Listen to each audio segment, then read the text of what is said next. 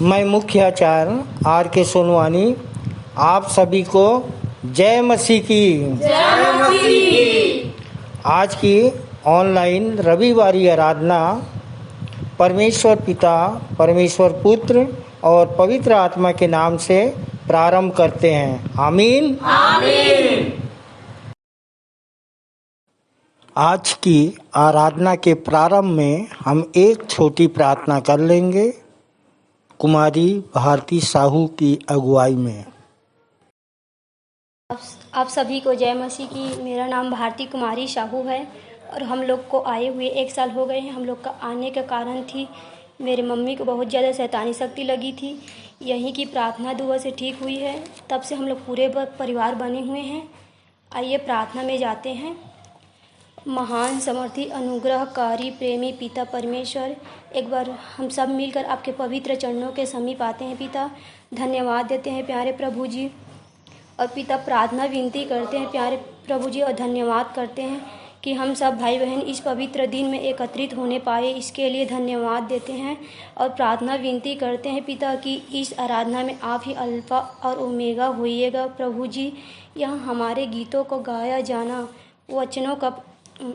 वचनों को पढ़ा जाना आपको ग्रहण योग्य हो सके, और भी जो भाई बहन मार्ग में यहाँ आ रहे हैं उनकी यहाँ तक आने में मदद सहायता कीजिएगा। धन्यवाद करते हैं पिता कि आपने हमारी प्रार्थना को सुना। धन्यवाद। आगे की आराधना को आपके पवित्र हाथों में सौंपते हुए इस विनती को प्रभु यीशु मसीह के नाम से मांगते हैं। आमीन। आइए हम परमेश्वर की महिमा में गीत गा लेंगे। स्तुति के गीत से 261 नंबर, रहता जीवन जो मिट्टी का।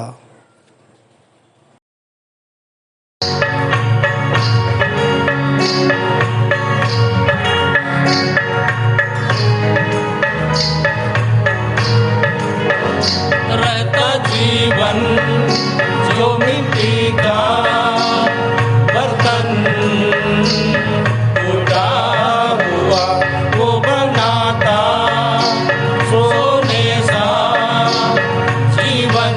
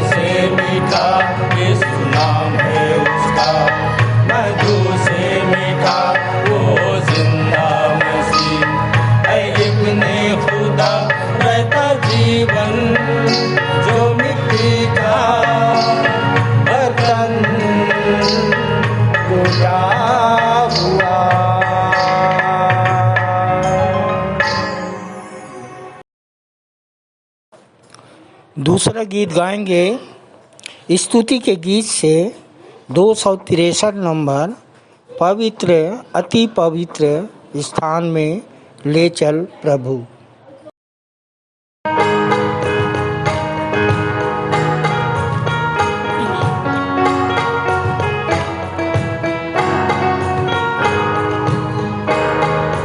पवित्र अति पवित्र स्थान में ले चल प्रभु,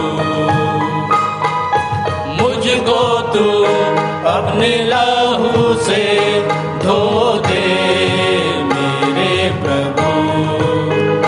तेरे सामने झुकते हैं, सजदा हम करते हैं।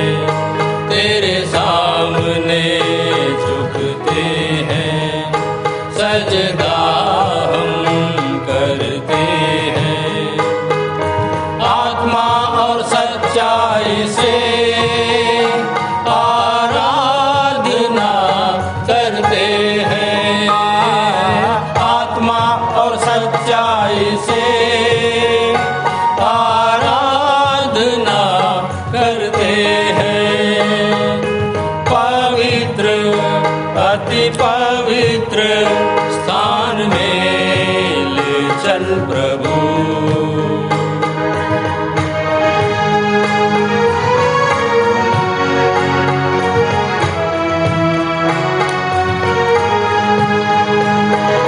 शुद्ध जल तू छिड़क दे, मन को मेरे बदल दे। प्रार्थना है हमारी, आत्मा से तू भर दे। शुद्ध जल तू छिड़क दे, मन को मेरे बदल दे। प्रार्थना है हमारी, आत्मा से तू भर दे। तेरे सामने झुकते हैं, सजदा हम करते हैं। तेरे सामने झुकते हैं, सजदा हम करते हैं। आत्मा और सच्चाई से आराधना करते हैं। आत्मा और सच्चाई से आराधना करते हैं। पवित्र अति पवित्र स्थान में ले चल प्रभु।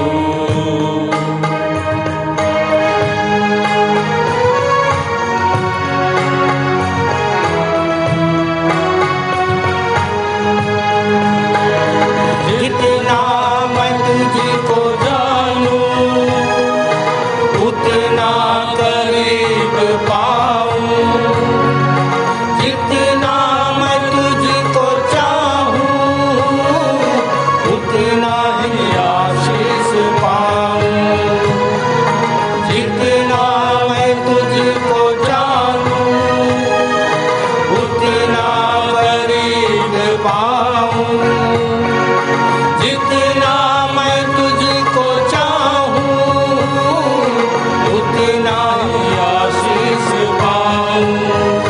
तेरे सामने झुकते हैं, सजदा हम करते हैं। तेरे सामने झुकते हैं, सजदा हम करते हैं। आत्मा और सच्चाई से आराधना करते हैं। आत्मा और सच्चाई से आराधना करते हैं। पवित्र अति पवित्र स्थान में ले चल प्रभु। मुझको तू अपने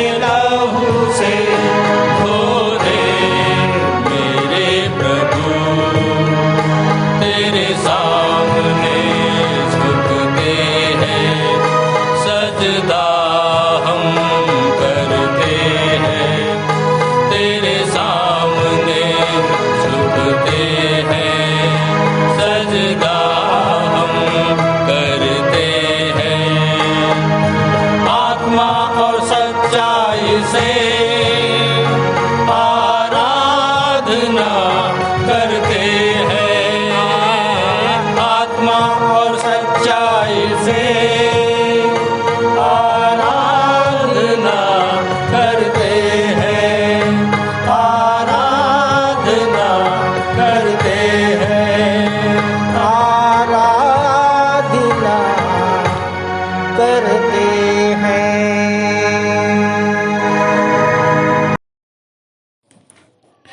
हे यहोवा हमारे प्रभु, तेरा नाम सारी पृथ्वी पर क्या ही प्रतापमय है। तूने अपना विभव स्वर्ग पर दिखाया है। तूने अपने बैरियों के कारण बच्चों और दूतपियों के द्वारा सामर्थ की नींव डाली है, ताकि तू शत्रु और पलटा लेने वालों को रोक रखे। जब मैं आकाश को, जो तेरे हाथों का कार्य है, और चंद्रमा और तारागण को, जो तूने नियुक्त किए हैं, देखता हूँ, तो फिर मनुष्य क्या है कि तू उसका स्मरण रखे, और आदमी क्या है कि तू उसकी सुधि ले। क्योंकि तूने उसको परमेश्वर से थोड़ा ही कम बनाया है, और महिमा और प्रताप का मुकुट उसके सिर पर रखा है। आइए हम महिमा और प्रताप का मुकुट सिर पर रखने वाले हमारे जीवित परमेश्वर की महिमा करें।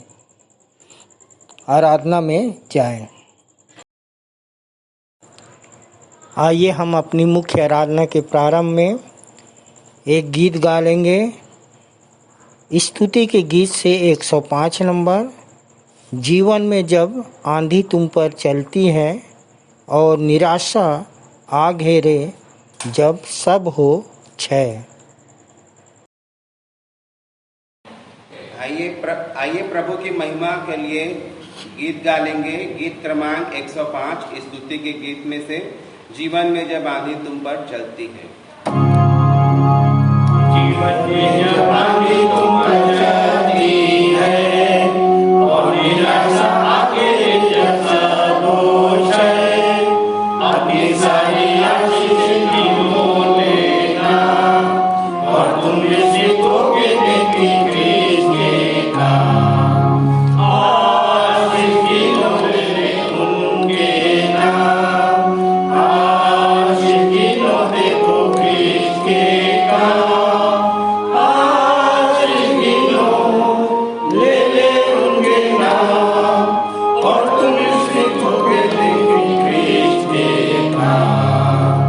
चिंता का जब तुम पर भारी बोझ पड़े और जब तुमका बोझ सा लगे, तब तुम गिनो आशीष कितनी है और तुम आनंद करते रहोगे निर्भय।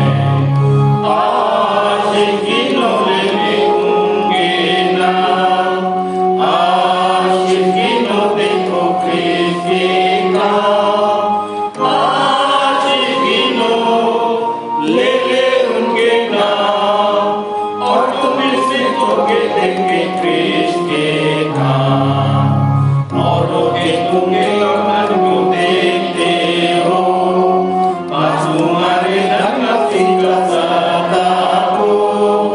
गिनो सारी राशि से तुम्हें बयान, आनंद में होगा संतों के काम। आशीष गिनो ले उनके नाम, आशीष गिनो देखो कृष्ण के काम। आशीष गिनो ले उनके नाम और तुम सीखोगे देखो कृष्ण के काम। स्मरण रखो यीशु ने हर समय, साथ सुनना छोड़ना ईश्वर सबका है। सब आशीष गिनो सबका दूत देवा, या प्रभु सहायक है करने देना। आशीष गिनो ले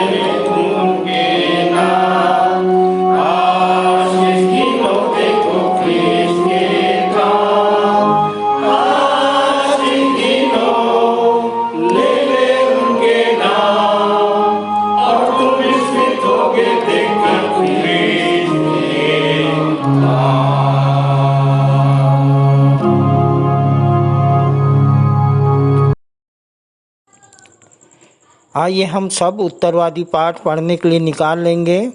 रोमियो 8 अध्याय उसका 1 से 17 पद तक पढ़ेंगे, जिसको पढ़ने में अगुवाई रिकेश सोनवानी करेंगे और श्रीमती पुष्पलता रात्रे के साथ हम सब उत्तर देंगे। आप सबको जय मसीह की। मेरा नाम रिकेश कुमार सोनवानी है और मंदिर आते 10 वर्ष हो गए।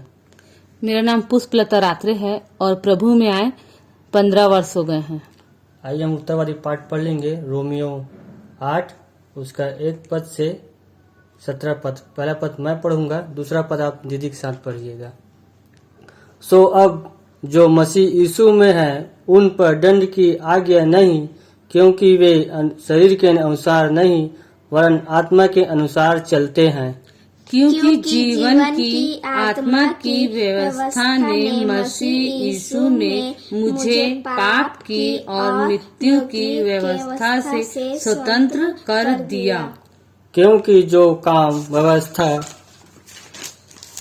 शरीर के कारण दुर्बल होकर ना कर सकी, उसको परमेश्वर ने किया, अर्थात अपने ही पुत्र को पाप में शरीर की समानता में और पाप के बलिदान होने के लिए भेजकर शरीर में पाप पर दंड की आज्ञा दी। इसलिए कि व्यवस्था की विधि हम में जो शरीर के अनुसार नहीं वरन आत्मा के अनुसार चलते हैं पूरी की जाए। क्योंकि शरीर की बातों पर मन लगाते हैं, परंतु आध्यात्मिक आत्मा की बातों पर मन लगाते हैं। शरीर पर मन लगाना तो मृत्यु है, परंतु आत्मा पर मन लगाना जीवन और शांति है। क्योंकि शरीर पर मन लगाना तो परमेश्वर से बैर रखना है, क्योंकि ना तो परमेश्वर की व्यवस्था के अधीन है और ना हो सकता है। और जो शारीरिक दशा में है वे परमेश्वर को प्रसन्न नहीं कर सकते। परंतु जबकि परमेश्वर का आत्मा तुम में बसता है तो तुम शारीरिक दशा में नहीं परंतु आत्मिक दशा में हो। यदि किसी में मसीह का आत्मा नहीं तो वह उसका जन नहीं। और यदि मसीह तुम में है, जो देह पाप के कारण मरी हुई है, परंतु आत्मा धर्म के कारण जीवित है। और यदि उसी का आत्मा जिसने यीशु को मरे हुओं में से जिलाया तुम में बस हुआ है, तो जिससे मसीह को मरे हुए में से जिलाया वह तुम्हारी मरणहार देहों को भी अपने आत्मा के द्वारा जो तुमसे बसा हुआ है जिलाएगा। सो हे भाइयों, हम शरीर के कर्जदार नहीं, ताकि शरीर के अनुसार दिन काटे। क्योंकि यदि तुम शरीर के अनुसार दिन काटोगे तो मरोगे, यदि आत्मा से देह की क्रियाओं को करोगे तो जीवित रहोगे। इसलिए कि जितने लोग परमेश्वर के आत्मा के चलाए चलते हैं वे ही परमेश्वर के पुत्र हैं। क्योंकि तुम दासत्व की आत्मा नहीं मिली कि फिर भयभीत हो, परंतु लेपालकपन की आत्मा मिली है, जिससे हम के अब्बा हे पिता कहकर पुकारते हैं। आत्मा आप ही हमारी आत्मा के साथ गवाही देता है कि हम परमेश्वर की संतान हैं। अंतिम पद हम सब एक साथ पढ़ लेंगे। यदि संतान है तो वारिस भी, वरन परमेश्वर के वारिस और मसीह के संगी वारिस, जबकि हम उसके साथ दुख उठाए कि उसके साथ महिमा भी पाए। परमेश्वर के अपने वचन के पढ़े और सुमित। आइए हम विश्वास वचन बोलें। मैं सर्वशक्तिमान पिता पर स्वर्ग और पृथ्वी के सृजनहार परमेश्वर पर विश्वास रखता हूँ। मैं उसके एकलौते पुत्र हमारे प्रभु यीशु मसीह पर, जो पवित्र आत्मा के सामर्थ के द्वारा कुमारी मरियम से जन्मा, जिसने पोंतियुस पिलातुस के राज्य में दुख उठाया, जो क्रूस पर टांगा गया और मारा गया, जो गाड़ा गया और अदृश्य लोक में पहुंचा, और तीसरे दिन मृतकों में से फिर जी उठा, जो स्वर्ग पर चला गया और सर्वशक्तिमान पिता परमेश्वर के दाहिने हाथ विराजमान है, और जीवितों और मृतकों का न्याय करने फिर आने वाला है। विश्वास रखता हूँ मैं पवित्र आत्मा पर, पवित्र सार्व कलीसिया पर, संतों की संगति पर, देह के पुनरुत्थान पर, पापों की क्षमा पर और अनंत जीवन पर विश्वास रखता हूँ। आमीन। आप सबको आचार्य पंडित चंद्रशेखर देव तिवारी शास्त्री की ओर से जय मसीह की। आइए हम प्रार्थना करें। हे महान सामर्थी प्रेमी प्रभु परमेश्वर पिता, तू जो स्वर्ग और पृथ्वी समुद्र को बनाया है प्रभु जी, हम आपको धन्यवाद देते हैं, आपकी स्तुति आपकी महिमा करते हैं परमेश्वर पिता। आज प्रभु यीशु मसीह के जी उठने के दिन में हम एक साथ इकट्ठे हुए हैं और तेरी स्तुति आराधना कर पा रहे हैं परमेश्वर पिता, इसके लिए हम आपको धन्यवाद देते हैं। धन्यवाद प्रभु जी कि यीशु मसीह में तूने हमारे पापों को क्षमा किया, उद्धार और अनंत जीवन को दिया है परमेश्वर पिता, हर प्रकार की आशीषों को दिया है प्रभु जी। इन सब के लिए हम आपको धन्यवाद देते हैं। आज की इस रविवारी आराधना में हम आपकी अगुवाई चाहते हैं। प्रार्थना करते परमेश्वर पिता कि पवित्र आत्मा के द्वारा अगुवाई करें प्रभु जी, कि हम आत्मा सच्चाई से तेरी स्तुति आराधना जय जयकार कर सके प्रभु। हम प्रार्थना करते हैं प्रभु जी हमारे मंदिर के संचालक के लिए, सह संचालक, आचार्यगण और उनके पूरे परिवार के लिए, उनकी सेवा कार्य के लिए, उन पर तेरी आशीष हो प्रभु जी। पिछले दिनों जहाँ जहाँ प्रचार किया गया, आपके वचन को फैलाया गया, गुरु मंत्र दिया गया, वह फलवंत हो और बहुत से आत्माएं बचाई जा सके प्रभु जी। आज जहाँ जहाँ आराधना हो रही है उन सब में आपकी अगुवाई चाहते हैं परमेश्वर पिता। हम चाहते हैं प्रभु जी विश्वासी मंदिर कलीसिया निरंतर उन्नति करती जाए। इस मंदिर के जो संडे स्कूल के बच्चे हैं उनके लिए हम प्रार्थना करते हैं, उन्हें भी बहुतायत की आशीष दे प्रभु जी। हम विनती करते परमेश्वर पिता कि जो पहली बार विश्वासी मंदिर में आए हैं अपनी मुरादों को लेकर, उन सब की इच्छा पूरी हो प्रभु जी। जो बीमार है वो चंगाई पाए, दुष्ट आत्माओं से ग्रसित लोग छुटकारा पा सके और लोग जाने कि यीशु मसीह ही सच्चा प्रभु है, वही उद्धारकर्ता मसीहा है। प्रेमी पिता हम प्रार्थना करते हैं अपने देश के लिए, राज्य के लिए, नगर के लिए कि प्रभु जी यह निरंतर उन्नति करते जाए और हमारे देश में शांति बनी रहे प्रभु जी। हम प्रार्थना करते हैं हमारे देश के जो अगुवे हैं उन सब के लिए प्रभु जी कि हमारे देश के संचालन में उनकी अगुवाई करें प्रभु जी, कि हमारे देश के लोग उन्नति करें और तो सच्चे जीवित परमेश्वर पिता को जान सके, पहचान सके परमेश्वर पिता। हम प्रार्थना करते हैं प्रभु जी विश्वासी मंदिर के एक एक लोगों के लिए कि उनके जीवन में बहुतायत की आशीष बनी रहे परमेश्वर पिता। और जो कुछ भी हम अपने संचालक जी से जो सीखते हैं, जो दर्शन प्रकाशन और जो विचारधारा की बातें हम सीखते हैं प्रभु जी, उन्हें हम अपने जीवन में अपना सकें, गुरु मंत्र प्रचार को बांट सकें और सब जाति के लोगों को चेला बना सके प्रभु जी, नई नई आत्माओं को जीतने वाले हो सके। इन सब बातों में हम आपकी अगुवाई चाहते हैं।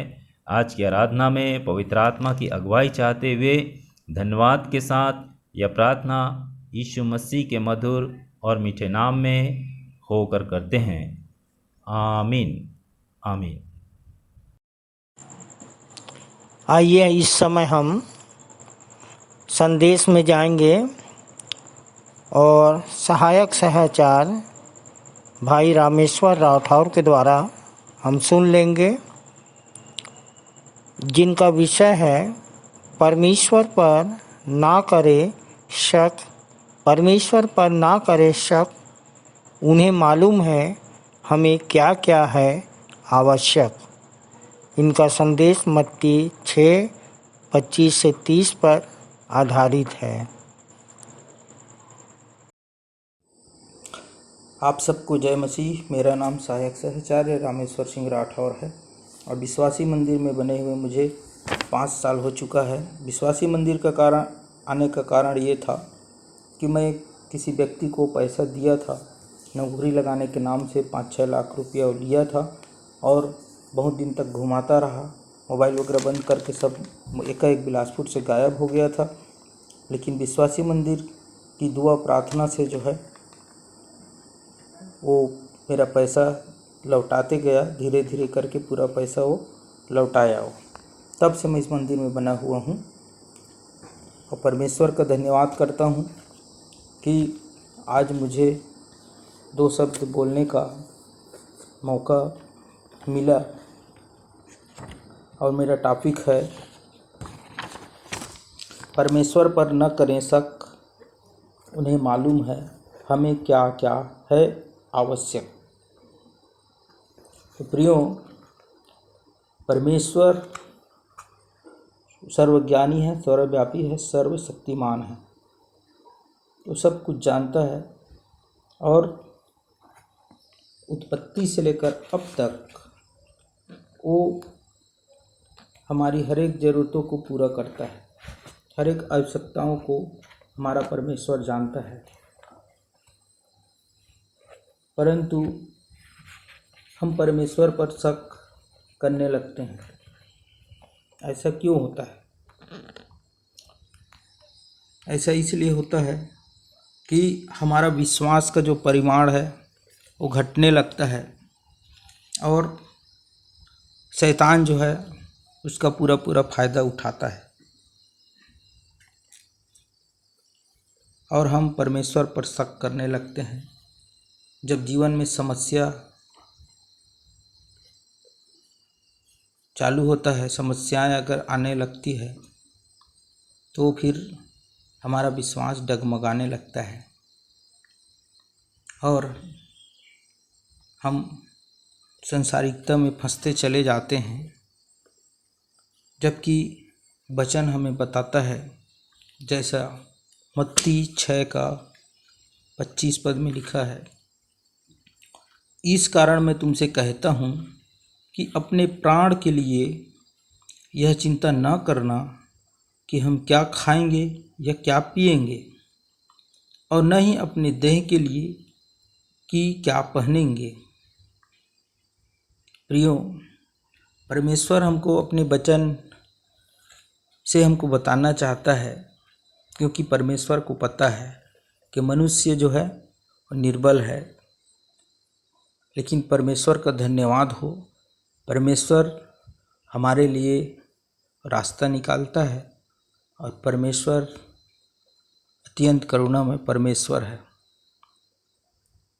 वो हमको बताना चाहता है कि हम जब दुख में हो, संकट में हो, तकलीफ में हो, तो हम इधर उधर न जाकर, इधर उधर की बातें न करके हमको अपने उस जीवित परमेश्वर के करीब आना है और उसका वचन की जो वचन है, उस वचन से हमको सहायता मिलता है। परमेश्वर अपने वचन में बताना चाहता है, भाई हमको चिंता करने की ज़रूरत नहीं है, क्योंकि वो हमारा चिंता करने वाला परमेश्वर है। और हम गीत भी गाते हैं कि मेरी चिंता करने वाला, मेरा बोझ उठाने वाला, दिल में खुशियाँ भरने वाला तू यीशु। तो यीशु मसीह जो है वो हमारी चिंता करता है। लेकिन जब हम परमेश्वर पर शक करने लगते हैं और शैतान तो यही चाहता है कि हम परमेश्वर पर शक करें और हम दो चित्तापन हो जाएं और फिर हताशा निराशा में चले जाएं। तो प्रियो, हमको चिंता नहीं करना है, जबकि शैतान चाहता है कि हम चिंता निराशा करें और चिंता निराशा में फंसकर उलझ जाएं और हम उस जीवित परमेश्वर से दूर हो जाएं। तो हमको ध्यान देना है, क्योंकि वो हमारी आवश्यकताओं को जानता है और हमारी आवश्यकताओं को पूरा करता है, और परमेश्वर हमको कभी भी छोड़ता नहीं है। इस बात को हमको समझना है। जबकि परमेश्वर का वचन बताता है, लिखा है, आकाश के पक्षियों को देखो कि वे न बोते हैं न काटते हैं और न खलिहानों में इकट्ठा करते हैं, फिर भी तुम्हारा स्वर्गीय पिता उनको खिलाता है। प्रियो, जब वो आकाश के पक्षियों की चिंता करने वाला परमेश्वर है तो वो हमारी चिंता क्यों न करेगा, क्योंकि हमारा मूल्य उससे अधिक है।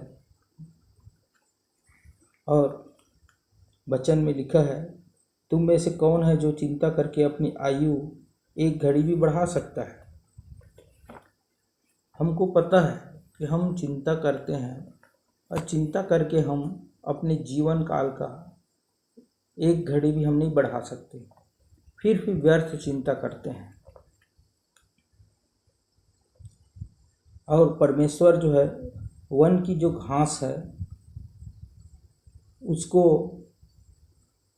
सजाता है, जो आज है और कल भट्ठी में झोंक दी जाएगी, उनको भी सजाता है। तो पर हमारा मूल्य तो इन सारी चीज़ों से बढ़कर है, लेकिन हम लोग जो है भूल जाते हैं, वचन को भूल जाते हैं कि वचन हमको क्या बताना चाहता है। इसीलिए हम लोग जो है चिंता में पड़कर हताशा निराशा में आकर बहुत लोग सुसाइड कर लेते हैं। जिंदा परमेश्वर को के ऊपर भरोसा नहीं कर पाते। उनको ऐसा लगता है कि हमारी समस्याएं बहुत बड़ी है और समस्या को हम उसको इतना बड़ा रूप में देखने लगते हैं, और शैतान हमारे दिमाग में वही बात को डालता है कि तुम्हारा अब कुछ नहीं हो सकता, तुम्हारा इतना बड़ा समस्या है, तुम्हारा ये समस्या है, तुम्हारा ये समस्या है। वो समस्याओं को गिनाता है। लेकिन इस परिस्थिति में हमको परमेश्वर के वचन को ध्यान देना है कि परमेश्वर का वचन क्या कहता है। शैतान का काम ही है हताशा में डालना, निराशा में डालना, लेकिन परमेश्वर का वचन कहता है कि तुम चिंता मत करो।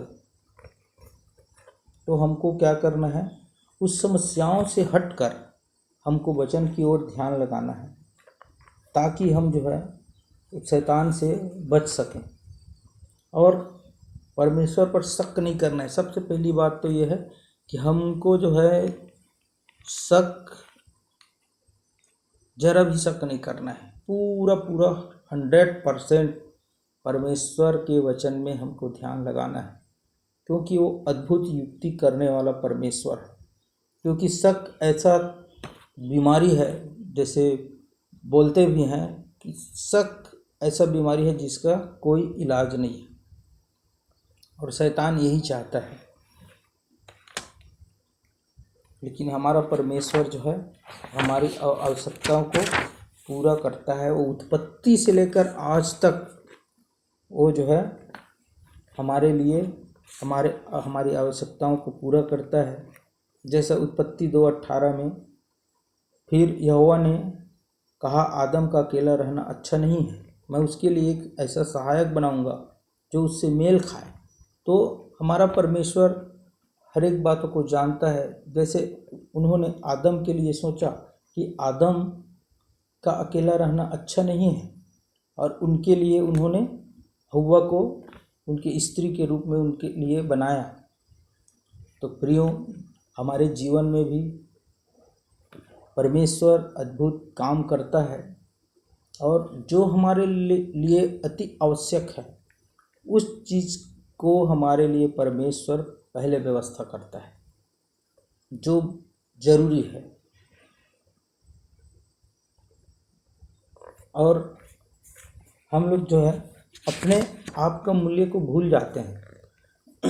इसलिए जो है हमारे जीवन में ये समस्याएं आती है कि परमेश्वर हमको अपनी समानता में बनाया है और ये जितने भी पक्षी हैं, जंगल के शोषण हैं, वृक्ष हैं, इन सारी चीज़ों से बढ़कर हमको मूल्यवान परमेश्वर हमको बनाया है। इसलिए प्रियो, हमको वचन में ध्यान देना है और वचन को पढ़ना है और वचन की ताकत को समझना है, परमेश्वर की ताकत को समझना है और निगेटिव बातों से हमको दूर रहना है, निगेटिव लोगों से दूर रहना है। जो नकारात्मक नज़रिया वाले लोग होते हैं, खासकर हमारे आसपास में होते हैं, उन लोगों से हमको दूर रहना है। वैसे विचारधाराओं वाले लोगों से हमको दूर रहना है।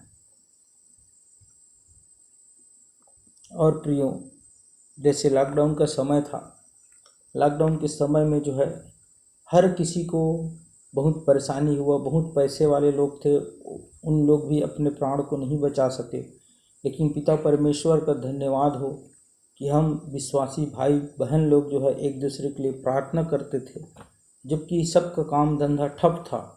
उस परिस्थिति में भी उस पिता परमेश्वर ने हमको स्वस्थ भला चंगा रखा। और ख़ास करके विश्वासी मंदिर की बात करें तो विश्वासी मंदिर जो है हमेशा जो है विश्वासी मंदिर लॉकडाउन की स्थिति में भी वो खुलता था और लोग वहाँ से चंगाई पाते थे। उनकी जो समस्याएं थी वो समस्याएं के लिए प्रार्थना किया जाता था। तो पिता परमेश्वर का लाखों लाख धन्यवाद हो कि हमको एक ऐसा मंदिर मिला, ऐसे अगुवे मिले हैं जो हर एक चीज़ों को हमको समझाते हैं, हर एक भेद भरी बातों को बताते हैं। तो परमेश्वर पिता का बहुत बहुत धन्यवाद हो। और हमको चिंता नहीं करना है, अपने मूल्य को समझना है और रोटी कपड़ा और मकान के चक्कर में हमको उलझ के नहीं रहना है, क्योंकि आज सारा संसार जो है धन इकट्ठा करने और रोटी कपड़ा और मकान के चक्कर में जो है उलझा हुआ है। उस परमेश्वर को कोई खोजता नहीं है और उस जीवित परमेश्वर के प्रेम को लोग नहीं समझ पाते कि उन्होंने हमसे कितना प्रेम किया है। मतलब उनका प्रेम की गहराई को हम कभी नाप नहीं सकते। तो परमेश्वर पिता अपने वचन से हमको बताना चाहता है कि हमारा मूल्य बहुत है और हम जिस तरह से आज बचे हुए हैं और उसी तरह से हमको औरों को भी बचाना है, औरों लोगों तक इस सुसमाचार को फैलाना है। इस ज्योति को हमको उनके बीच में लेके जाना है। यीशु मसीह की जो सुगंध है उसको हमको उन हर एक जगहों में फैलाना है। तो प्रियो, मैं इन्हीं बातों को ले करके मैंने 4 लाइन लिखने का प्रयास किया है। कृपया समाप्त फरमाएं। परमेश्वर ने आरंभ से सब कुछ दिया मुफ्त। परमेश्वर ने आरंभ से सब कुछ दिया मुफ्त और हर किसी के लिए है उपयुक्त। उपयुक्त मतलब पर्याप्त। शारीरिक भोजन और वस्त्र के लिए ना कर चिंता। देख जंगल के शोषण और देख आकाश के परिंदा।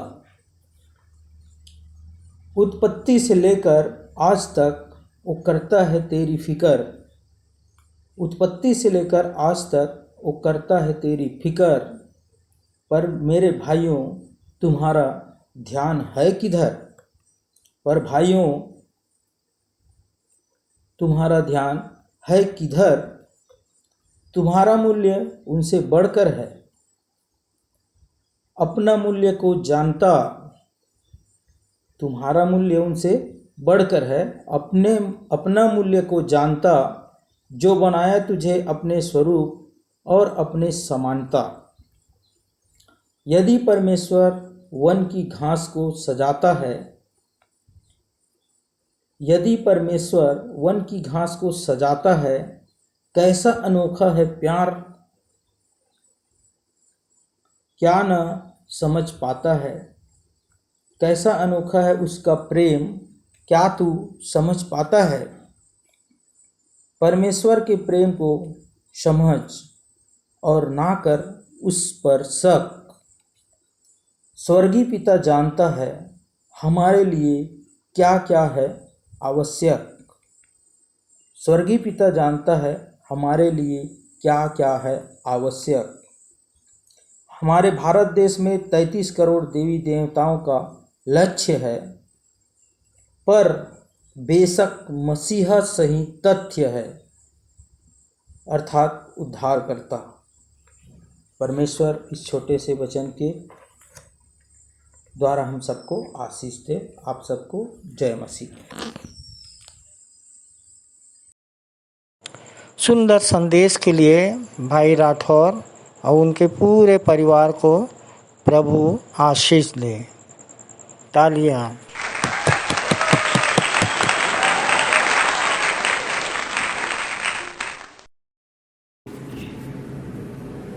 आप सभी को जय मसीह की। मेरा नाम श्रीमती आरती करोसिया है।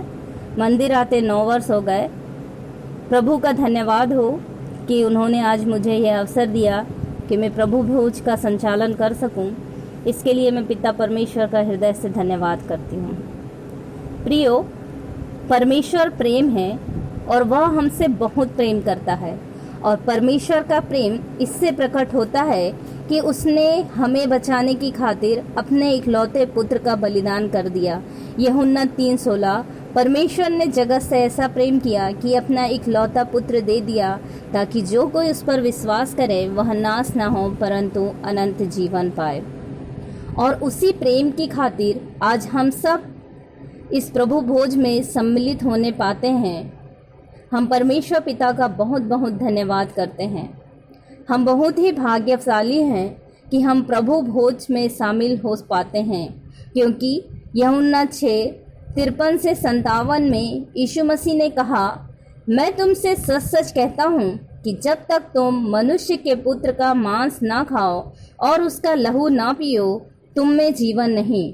जो मेरा मांस खाता और लहू को पीता है, अनंत जीवन उसी का है, और मैं उसे अंतिम दिन फिर जिला उठाऊंगा।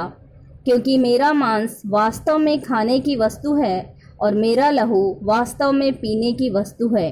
जो मेरा मांस खाता और मेरा लहू पीता है, वह मुझ में स्थिर बना रहता है और मैं उसमें। जैसे जीवते पिता ने मुझे भेजा और मैं पिता के कारण जीवित हूँ, वैसे ही वह भी जो मुझे खाएगा मेरे कारण जीवित रहेगा। लिखा है, जब तक तुम मनुष्य के पुत्र का मांस ना खाओ और उसका लहू ना पियो, तुम में जीवन नहीं। जो मेरा मांस खाता और लहू पीता है, अनंत जीवन उसी का है। मतलब जब तक हम इस प्रभु भोज की ब्यारी में शामिल नहीं होते, हम में जीवन नहीं है। जब तक हम यीशु मसीह को ग्रहण नहीं करते, हम में जीवन नहीं होता।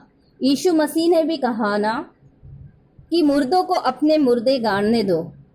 यीशु मसीह को जानने से पहले हम मुर्दे अर्थात मरे हुए के समान थे। अनंत जीवन हमारे पास नहीं था। लेकिन जब हम प्रभु यीशु मसीह के मांस को खाते और लहू को पीते हैं, हम अनंत जीवन को प्राप्त करते हैं। क्योंकि आदम के द्वारा मृत्यु आई थी, परंतु यीशु मसीह के द्वारा जीवन आया। अब हम देखेंगे कि कौन प्रभु यीशु मसीह के मांस को खा सकता है और कौन उसके लहू को पी सकता है। मतलब कि कौन प्रभु भोज में सम्मिलित हो सकता है। हम देखेंगे कौन प्रभु भोज में सम्मिलित हो सकता है? तो सबसे पहली बात कि जो जल संस्कार के द्वारा प्रभु यीशु मसीह को अपना व्यक्तिगत उद्धारकर्ता स्वीकार करता है वह प्रभु भोज ले सकता है। और दूसरी बात, जिन्होंने जल संस्कार ले लिया है, लिखा है कि वह अपने आप को जांच ले। पहला कुरिन्थियों 11 उसके 28 पद में लिखा है, इसलिए मनुष्य अपने आप को जांच ले और इसी रीति से इस रोटी में से खाए और इस कटोरे में से पिए। अक्सर हम दूसरों को जांचते रहते हैं, ये ऐसा है वो वैसा है, पर लिखा है कि अपने आप को जांच ले। हमें अपने आप को जांचना है, क्योंकि 27 पद में लिखा है, इसलिए जो कोई अनुचित रीति से प्रभु की रोटी खाए या उसके कटोरे में से पिए वह प्रभु की देह और लहू का अपराधी ठहरेगा। हम अपने आप को कैसे जांचें? अनुचित रीति क्या है? प्रियो, पहला कुरिन्थियों उसके 11 अध्याय और उसके 26 पद में लिखा है, क्योंकि जब कभी तुम यह रोटी खाते और इस कटोरे में से पीते हो तो प्रभु की मृत्यु को जब तक वह ना आ जाए प्रचार करते हो। और 29 पद में लिखा है, क्योंकि जो खाते पीते समय प्रभु की देह को ना पहचाने वह इस खाने और पीने से अपने ऊपर दंड लाता है। हम जब भी प्रभु भोज में शामिल हो उसकी देह को पहचाने कि ये रोटी प्रभु यीशु मसीह की देह है जो मेरे लिए तोड़ी गई है, और यह दाखरस प्रभु यीशु मसीह का लहू है जो मेरे पापों की खातिर बहाया गया है। और प्रभु की मृत्यु का जब तक वह ना आ जाए प्रचार करते रहें, मतलब सुसमाचार का प्रचार करते रहें, आत्माओं को बचाएं। मृत्यु का प्रचार करने का क्या मतलब है? लोगों को बताएं कि यीशु मसीह जगत के पापों को लेकर क्रूस पर बलिदान हो गया। अब जगत उस पर विश्वास करने के द्वारा अनंत जीवन पाता है। और अगर हम सुसमाचार का प्रचार कर रहे हैं तो इसका मतलब है हम उचित रीति से प्रभु भोज ले रहे हैं। अब हम देखेंगे कि कौन प्रभु भोज में सम्मिलित नहीं हो सकता। तो पहली बात, जिन्होंने जल संस्कार के द्वारा प्रभु यीशु मसीह को अपना व्यक्तिगत उद्धारकर्ता स्वीकार नहीं किया वो प्रभु भोज में शामिल नहीं हो सकता। और दूसरा, पहला कुरिन्थियों 10 और उसके 21 में जिस प्रकार लिखा है, तुम प्रभु के कटोरे और दुष्ट आत्माओं के कटोरे दोनों में से नहीं पी सकते। तुम प्रभु की मेज और दुष्ट आत्मा दोनों की साक्षी नहीं हो सकते। मतलब बलिदान की हुई वस्तुओं को भी खा रहे हैं और प्रभु भोज भी ले रहे हैं। ऐसे लोग प्रभु भोज में हाथ नहीं डाल सकते। प्रियो, जब कभी भी हम प्रभु भोज ले उचित रीति से ले, रीति विधि के तौर पर प्रभु भोज ना ले कि आज संडे है प्रभु भोज लेना है। अगर उचित रीति से प्रभु भोज नहीं लेते तो लिखा है बहुत से लोग रोगी हुए और बहुत से सो भी गए। कहने का मतलब यह है कि जब हम प्रभु भोज की ब्यारी में शामिल हों तो उसके बलिदान को स्मरण करें, उसकी देह को पहचाने और उसके लहू को पहचाने कि हमारे पापों के लिए बहाया गया है, जिससे हम जीवन पाते हैं। यूहन्ना 6:48 में यीशु ने कहा, जीवन की रोटी मैं हूँ।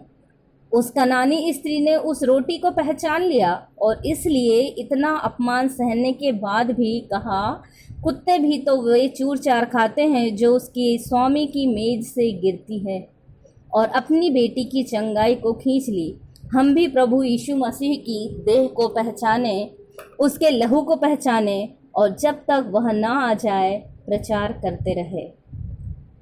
प्रभु भोज की सामर्थ। प्रियो, जब हम प्रभु भोज ग्रहण करते हैं प्रभु यीशु मसीह की समानता में आ जाते हैं। प्रभु यीशु मसीह के गुण हमारे अंदर आ जाते हैं, वही शक्ति और सामर्थ हमारे अंदर आ जाती है। हमारे रोग दूर हो जाते हैं, हम मसीहा बन जाते हैं, क्योंकि जब हम प्रभु भोज ग्रहण करते हैं तो हमारी देह यीशु की देह में बदल जाती है, हमारा लहू यीशु के लहू में बदल जाता है, हमारा डीएनए बदल जाता है, हम ईश्वर बन जाते हैं। जैसे पौलुस भी कहता है, अब मैं जीवित नहीं रहा बल्कि मसीह मुझ में जीवित है। जल संस्कार के द्वारा हम उसकी मृत्यु के सहभागी हो जाते हैं। अब मसीह और हम एक हो जाते हैं। जैसे यीशु मसीह ने कहा, मैं और पिता एक है, जिसने मुझे देखा उसने पिता को देखा। उसी प्रकार आज लोग यीशु मसीह को नहीं देख सकते, पर हमारे अंदर वो यीशु मसीह को देख सकते हैं, उसके गुणों को देखते हैं और विश्वास करते हैं और प्रभु को ग्रहण करते हैं। प्रियो, आइए हम प्रभु भोज की आज की ब्यारी में सम्मिलित हों, अपने अपने मनों को तैयार करें और प्रभु यीशु मसीह के उस बलिदान को स्मरण करें कि मेरे पापों की खातिर, मुझे बचाने की खातिर अपनी देह को उसने तोड़ा, अपने लहू का एक एक कतरा बहा दिया, क्रूस की दर्दनाक मृत्यु को भी सह लिया।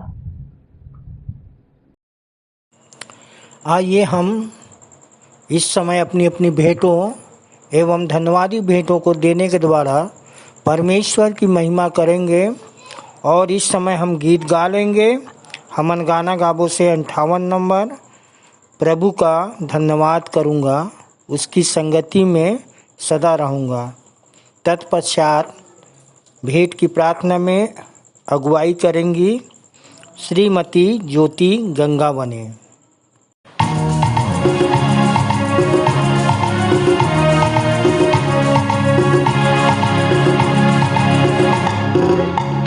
प्रभु का धन्यवाद करूँगा, उसकी संगति में सदा रहूँगा।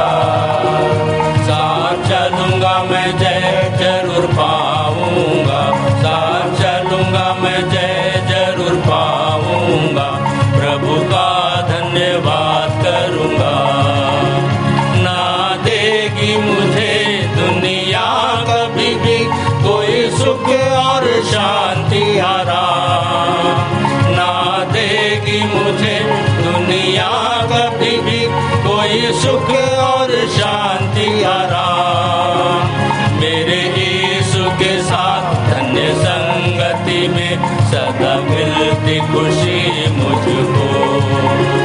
मेरे यीशु के साथ धन्य संगति में सदा मिलती खुशी मुझको। प्रभु का धन्यवाद करूँगा, उसकी संगति में सदा रहूँगा। साथ चलूँगा मैं जय जरूर पाऊँगा, साथ चलूँगा मैं जय जरूर पाऊँगा। प्रभु का धन्यवाद करूँगा। मेरी जिंदगी की हर परेशानी में खुल जाता है आशा का द्वार। मेरी जिंदगी की हर परेशानी में खुल जाता है आशा का द्वार। कभी ना डरूंगा, कभी ना हटूंगा, चाहे जान भी देना पड़े। कभी ना डरूंगा, कभी ना हटूंगा, चाहे जान भी देना पड़े। प्रभु का धन्यवाद करूँगा, उसकी संगति में सदा रहूँगा। साथ चलूँगा मैं जय जरूर पाऊँगा, साथ चलूँगा मैं जय जरूर पाऊँगा। प्रभु का धन्यवाद करूँगा। कितना अच्छा है वो, कितना धन्य है वो, यीशु ही मेरे जीवन का साथी। कितना अच्छा है वो, कितना धन्य है वो, यीशु ही मेरे जीवन का साथी।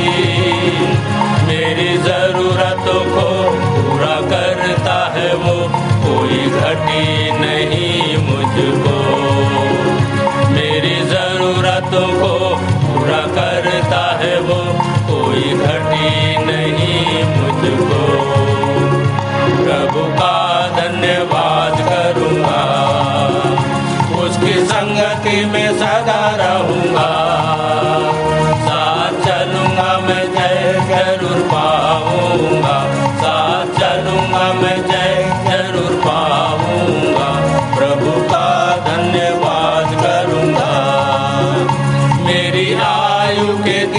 पग पग में सदा तेरी सेवा को पूरी करूँगा। मेरी आयु के दिन पग पग में सदा तेरी सेवा को पूरी करूँगा। एक बत्ती समान जलता रहूँगा, तेरी महिमा मेरी कामना। एक बत्ती समान जलता रहूँगा, तेरी महिमा मेरी कामना। प्रभु का धन्यवाद करूँगा, उसकी संगति में सदा रहूँगा। साथ चलूँगा मैं जय जरूर पाऊँगा, साथ चलूँगा मैं जय जरूर पाऊँगा। प्रभु का धन्यवाद करूँगा, प्रभु का धन्यवाद करूँगा।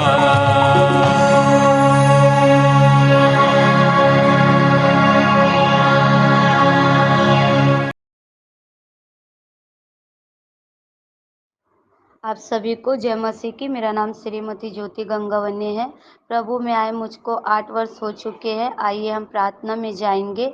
आकाश के झरोखे खोलकर उत्तम आशीषों की वर्षा करने वाले अनुग्रहकारी पिता, धन्यवाद के साथ आपके चरणों के समीप में आते पिता, आपको धन्यवाद देते प्रभु जी के प्रार्थना करने का यह सुंदर अवसर आपने मुझे दिया परमेश्वर पिता, आपको धन्यवाद देते पिता। प्रार्थना करते प्यारे परमेश्वर पिता, भेंट स्वरूप आपके चरणों में जितनों ने लाया पिता, उन सभी की भेंटों को अपनी बड़ी दया से आप ग्रहण कीजिएगा पिता। ऐसे तुझसे प्रार्थना है प्रभु जी, जितनों ने अपनी खेत में का पहला उपज आपके चरणों में लाया है पिता, उन सभी को आप अपनी बड़ी दया से ग्रहण कीजिए पिता। और प्यारे प्रभु जी, उन सबके आयत के सोत, बाल बच्चे, घर परिवार, योजना सब आशीषित होने पाए, ऐसे तुझसे प्रार्थना है पिता। जितनों ने अपने घरों में रख छोड़ा है पिता, उन सबको भी आप आशीष दीजिएगा पिता, ताकि प्रभु जी उन पैसों का सही उपयोग कर सके पिता। ऐसे तुझसे प्रार्थना है। प्रार्थना करते परमेश्वर पिता, जितने भेंट जिन हाथों में जाती है पिता, उन हाथों को आप आशीषित कीजिएगा पिता, ताकि प्रभु जी आपके धर्म राज की खोज के लिए काम आ सके और बहुत तेरी आत्मा बचाई जा सके। ऐसे तुझसे प्रार्थना है परमेश्वर पिता। प्यारे प्रभु जी परमेश्वर पिता, आपसे प्रार्थना करते प्रभु जी परमेश्वर पिता, आपसे प्रार्थना करते प्रभु जी, इन सब से कई बढ़कर हम अपने आप को जीवित पवित्र आपको भावता हुआ बलिदान करके चढ़ाने वाले हो सके। ऐसे तुझसे प्रार्थना है पिता। प्यारे पिता, और क्या मांगे प्रभु जी, और क्या मांगे परमेश्वर पिता, आप मांगने से पहले ही सब कुछ देने वाले परमेश्वर हो, आपको हृदय से धन्यवाद देते पिता। आगे की आराधना को विशेष करके आपके पवित्र हाथों में सौंपते हुए धन्यवाद के साथ आपको महिमा, आदर, सम्मान देते हुए छोटी विनती उद्धारकर्ता प्रभु यीशु मसीह के मीठे धन्य नाम से दुआ को मांगते हैं, आमीन। मैं मुख्य आचार्य R.K. सोनवानी आप लोगों को सूचना से अवगत करा दूं। हमारे रविवारी आराधना हर सप्ताह ऑनलाइन और ऑफलाइन के माध्यम से चलती है, जिसका समय है प्रातः 10 बजे से दोपहर 12:30 बजे तक। जिनको आराधना में जिम्मेदारी दी जाती है, ऑनलाइन और ऑफलाइन दोनों के माध्यम से आपको बोलना है और अपना ऑडियो बना के शुक्रवार शाम तक अवश्य ही भेज देवें। हमन गाना गाबो पुस्तक अभी छपने में विलम्ब है। आप लोग YouTube से ऐप्स डाउनलोड कर लें, ताकि आपको गीत गाने में, कविता, प्रकाशन, दर्शन समझने में असुविधा ना हो। संडे स्कूल के बच्चों का अवकाशकालीन बाइबिल स्कूल 9 तारीख से प्रारंभ हो गया है। माता पिता अपने बाल बच्चों को अवश्य ही भेजें और जितने भी हमारे संडे स्कूल के टीचर हैं जो पढ़ाते हैं, अपना कार्यभार अवश्य ही संभालें ताकि बच्चे को हम पढ़ा लिखा के और भी आगे बढ़ा सकें। 22/5/2022 की रविवारी आराधना VBS के बच्चों के द्वारा चलाई जाएगी, जिसका संचालन करेंगे सहायक आचार्य पूनम साहू और श्रीमती रुक्मणी गेंदले, जिसमें आरंभ की प्रार्थना अमन कुर्रे जो जटा मानसी ग्रुप से हैं, उत्तरवादी पाठ 2 कुरिन्थी 2 अध्याय 1 से 17 पद तक पढ़ेंगे, जिसको पढ़ने में अगुवाई कुमारी सोनिया धुरी करेंगी और उत्तर देंगे आशीष कुर्रे जो मेहंदी ग्रुप से हैं। सामान्य सामाजिक एवं पारिवारिक कलीसियाई प्रार्थना कुमारी आस्था लहरे के द्वारा जो जटा मानसी ग्रुप से हैं, और संदेश भरत चतुर्वेदानी के द्वारा जो मेहंदी ग्रुप से हैं, जिनका विषय है हम मसीह की सुगंध है, 2 कुरिन्थी 2:15। प्रभु भोज संचालन सहायक आचार्य श्रीमती प्रेमलता के द्वारा, जिनका संदेश प्रभु भोज पर होगा। भेंट की प्रार्थना पलक गेंदले के द्वारा जो केसर ग्रुप से है। मुख्य संदेश हम अपने संचालक जी के द्वारा उत्तरवादी पाठ पर सुन लेते हैं। अंतिम प्रार्थना मानस श्रीवास्तव के द्वारा जो मेहंदी ग्रुप से हैं, और अपनी सह संचालिका श्रीमती अर्चना दास जी की आशीष से आज VBS संडे की आराधना समाप्त करेंगे। धन्यवाद। आइए और अंत में सुन लेते हैं अपने मंदिर के संचालक जी द्वारा पिछले सप्ताह के संदेशों की समीक्षा, मंदिर की वर्तमान स्थिति एवं भविष्य की योजनाएं तथा आज के उत्तरवादी पाठ पर संक्षिप्त टिप्पणी। सबको जय मसीह की। परमेश्वर का फिर से एक बार धन्यवाद हो कि उसकी दया अनुग्रह से हम सब सुरक्षित पाए जाते हैं और उसकी महिमा स्वच्छंद मन मस्तिष्क स्वस्थ शरीर के साथ हम कर सकते हैं। प्रियो, इस समय वर्तमान में हमारा डेली वेकेशन बाइबल स्कूल चल रहा है। हमारी टीम क्रिकेट टीम भी क्रिकेट खेलने गई थी, परंतु कुछ चूक के कारण से पराजय प्राप्त करना पड़ा। पर परमेश्वर का धन्यवाद हो कि हमारे पास टीम तैयार हो, पहली बार किसी स्टेट के टूर्नामेंट में भाग ले सकी। पिता परमेश्वर का धन्यवाद। हमारा अवकाशकालीन बाइबल स्कूल VBS बहुत शानदार ढंग से संचालित हो रहा है और बहुत से लोग देखने आते हैं और उसकी पूरी प्रशंसा करते हैं। प्रियो, इस समय संसार की स्थिति क्या है? विश्व युद्ध की संभावनाएं अभी भी खत्म नहीं हुई हैं। एक तरफ यूक्रेन और दूसरी तरफ रशिया, रूस और सारी विश्व की शक्तियां, अन्य देश भी इसमें कहीं न कहीं इन्वॉल्व है और प्रभावित हो रहा है। और कोरोना के संक्रमण को अगर आप देखें तो बहुत से देश प्रभावित हैं और पूरी तरह से विश्व उससे छुटकारा पा चुका है, ऐसा नहीं कह सकते। सारी विपरीत परिस्थितियों में भी आज ये बहुत आवश्यक हो गया है कि हमारा विश्वास अटल हो, आनंद जीवन के प्रति निश्चित हो और प्रियो वचन की गहराई पर हम ध्यान दें, ताकि इस जीवन में बहुतायत का जीवन बड़े आनंद के साथ हम प्राप्त करें और परलोक में आनंद जीवन के लिए सुनिश्चित रहें।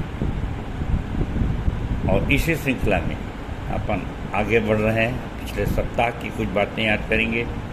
हमारी सहायक आचार्य श्रीमती नसीम श्रीवास ने पहला संदेश दिया और बहन ने बहुत ही अच्छी गवाही के साथ अपने संदेश को प्रारंभ किया। जो नहीं जानते, उनका पूरा नाम था शेख नसीम और उसके पश्चात शादी के पश्चात वो श्रीमती नसीम श्रीवास हो गई। और बहन ने बताया कि उनको कैसे इस विश्वास में आई और उनका विषय था जीवित यीशु को अपने जीवन में कैसे करें पेश। जीवित यीशु को अपने जीवन से कैसे करें पेश जब संसार दे रहा है हमें क्लेश। यूहन्ना 16:33, जहाँ ऐसा लिखा है, ये बातें मैंने तुमसे कही हैं कि तुम मुझ में शांति पाओ। संसार में तुम्हें क्लेश होता है, परंतु साहस रखो, मैंने संसार पर विजय पाई है। ये यीशु मसीह ने कहा और बहन ने बहुत ही अच्छे ढंग से संदेश को रखा और बताया कि कैसे सोना को तपाया जाता है तब वो और चमकता है।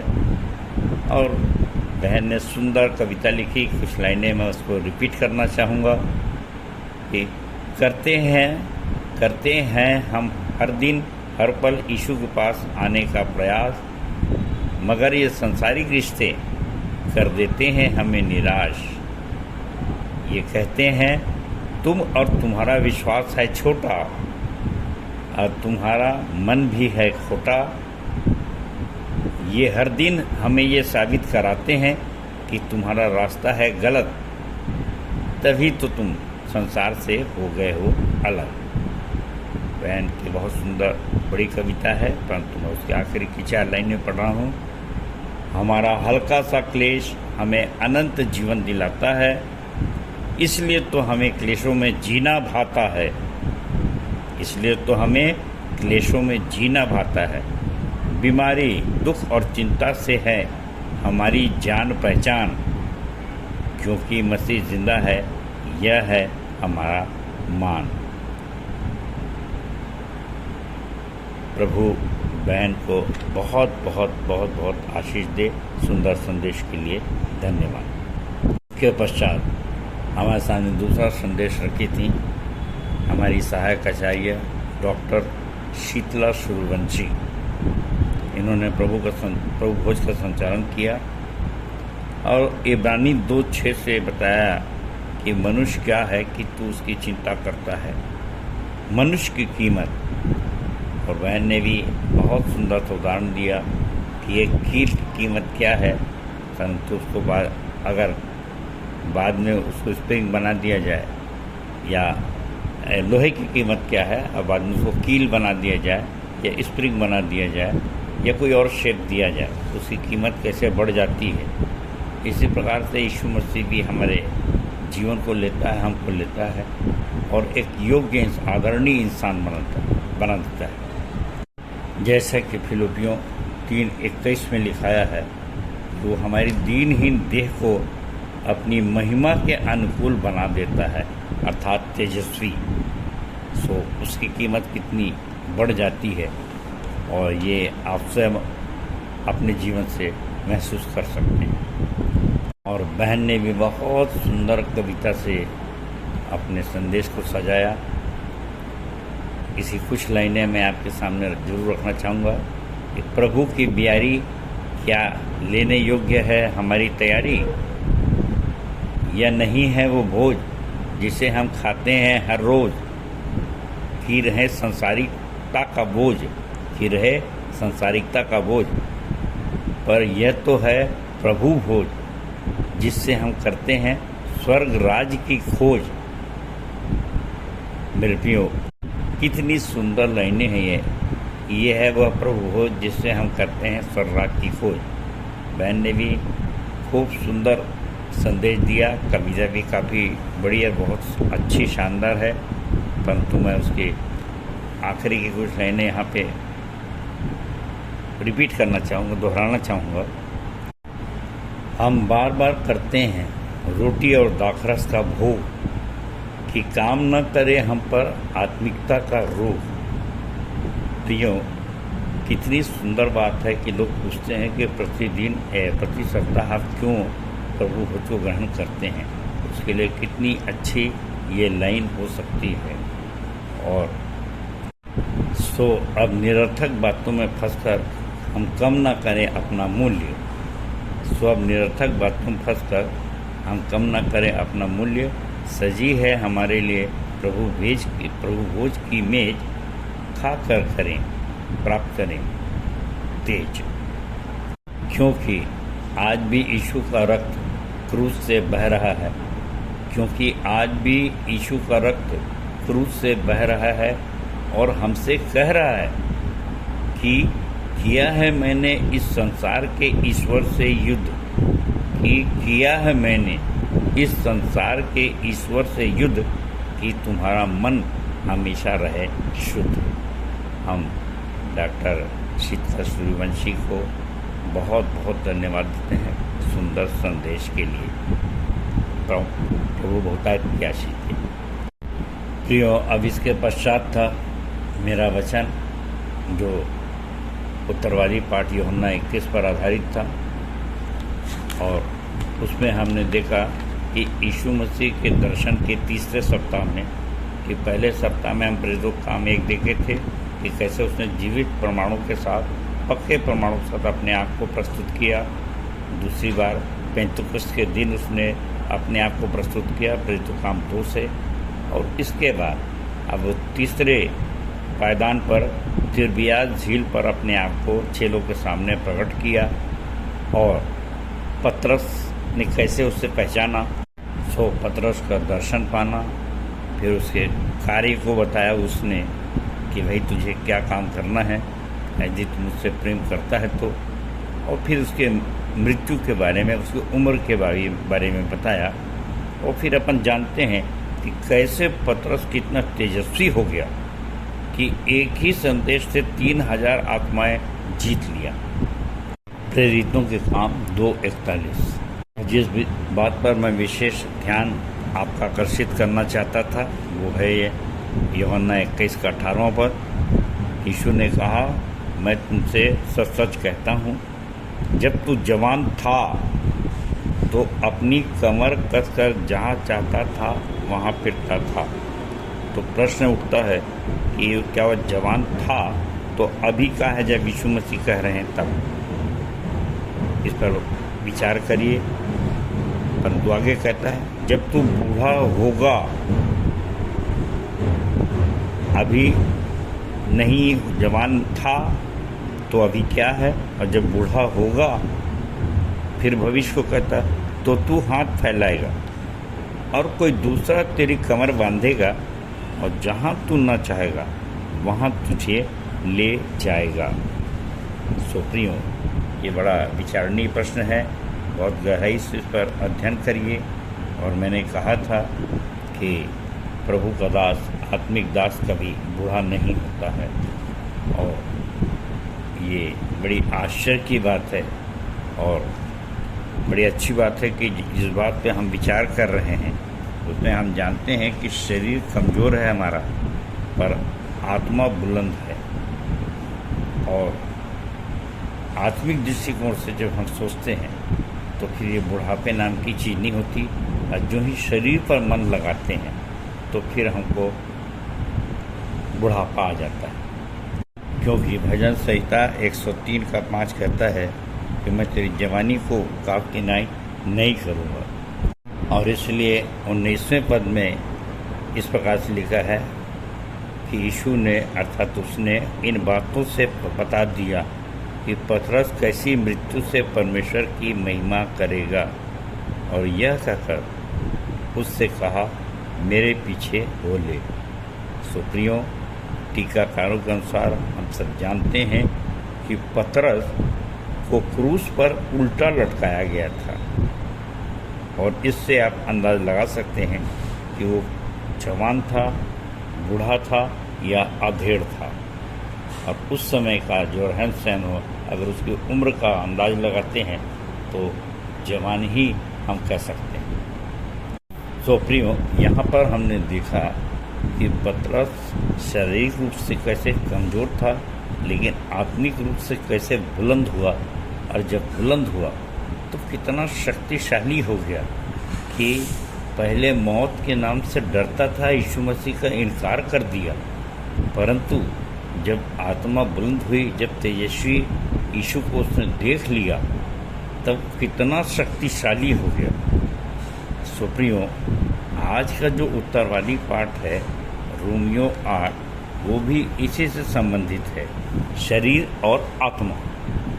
अब प्रश्न उठता है कि हम कैसे पहचानें कि कौन आत्मिक है, कौन आध्यात्मिक है और कौन नहीं है, क्योंकि संदेश तो सभी देते हैं, परंतु जैसे मैंने कहा कि हमेशा से जवानी से मैं खोजता रहा कि कोई उंगली उठा के दिखा दे कि ये पादरी साहब, ये अंकल, ये प्रचारक आत्मिक हैं, आध्यात्मिक हैं और ये शारीरिक हैं।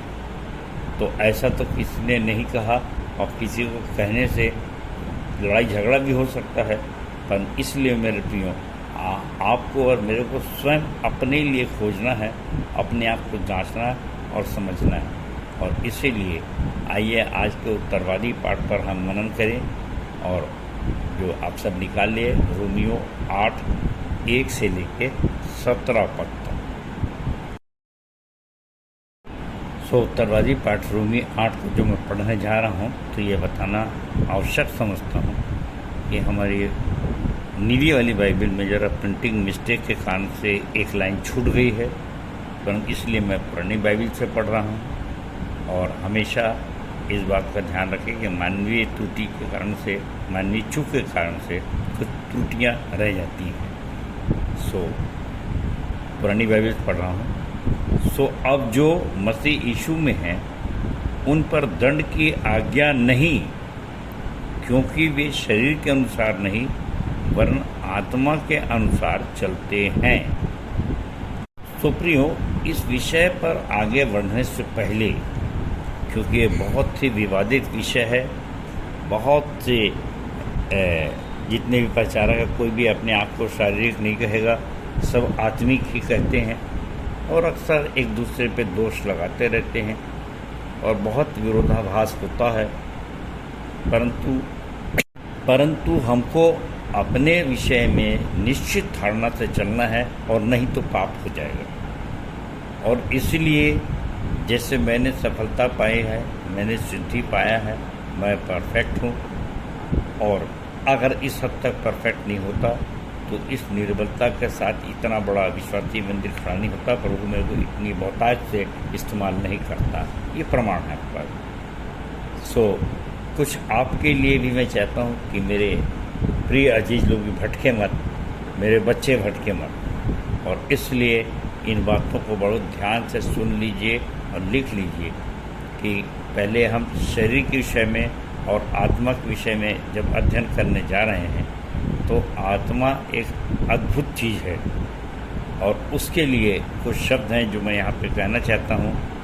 अद्भुत वो भूत है, अद्भुत वो भूत है जिसका पीछा विज्ञान प्रारंभ से कर रहा है,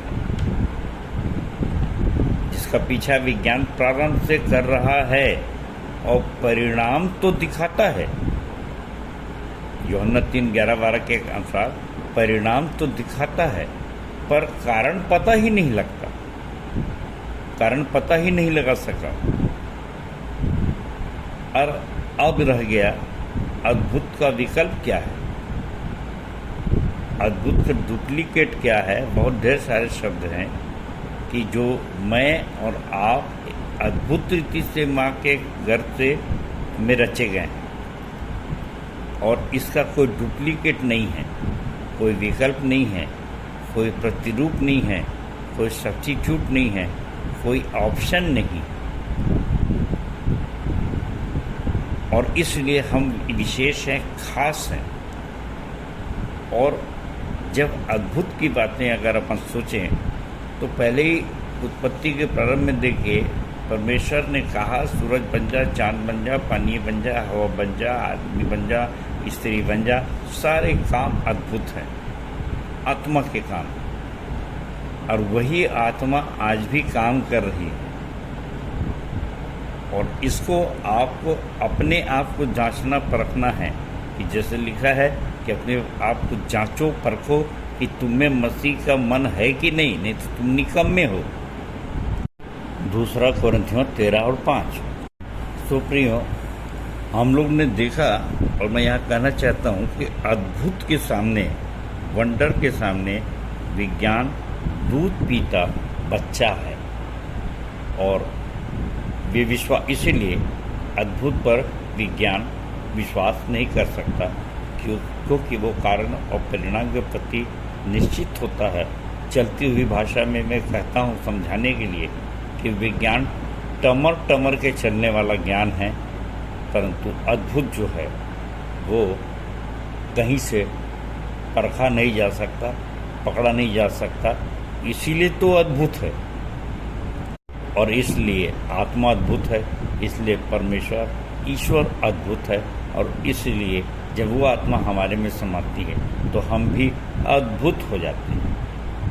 और इसी अद्भुत आत्मा के विषय में कुछ और जानने के लिए मैं इसका तीसरा पद पढ़ रहा हूँ। क्योंकि जो काम व्यवस्था ने शरीर के कारण दुर्बल होकर न कर सकी, उसको परमेश्वर ने किया, अर्थात अपने ही पुत्र को पापमय शरीर की समानता में और पाप के बलिदान होने के लिए भेजकर शरीर में पाप पर दंड की आज्ञा दी।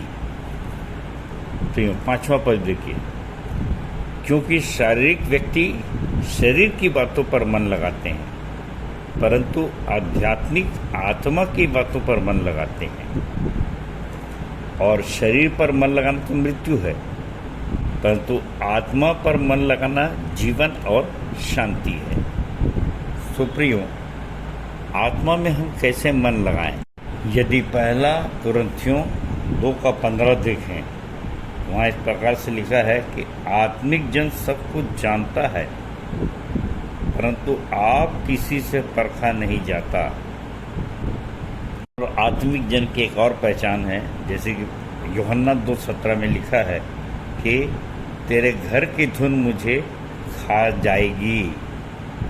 रात दिन उसकी चिंता करता रहता है। और आपको मालूम है यूहन्ना 2 का जो 17वां भाग में कह रहा हूँ पढ़ने के लिए, वहाँ पर यीशु मसीह ने भवन में जो व्यापार कर रहे थे उनको कैसे निकाला था। तो अपने आने वाली पीढ़ी को मैं अंधकार में नहीं रखना चाहता, और किसी डर से कि मेरी आलोचना होगी, मैं इन बातों को छुपाना भी नहीं चाहता। परंतु जैसा गलातियों 4 में लिखा है, गलतियों 4:29 में, और जैसा उस समय शरीर के अनुसार जन्मा हुआ, आत्मा के अनुसार जन्मे हुए को सताता था, वैसा ही अब भी होता है। सो जब मैं संदेश देता हूँ खासकर मैं पर, तो बहुत से लोगों को बहुत समस्या पैदा होती है, और वे कहते हैं कि मैं से घमंड पैदा होता है। और यहाँ पर भी हमारे बीच में एक वही स्थिति बनती है कि जो शरीर के अनुसार जन्मा हुआ है वो हमको सताना चाहता है, हमारी बात को काटना चाहता है, हमको उलझाना चाहता है, और इससे बहुत से लोग बहक सकते हैं।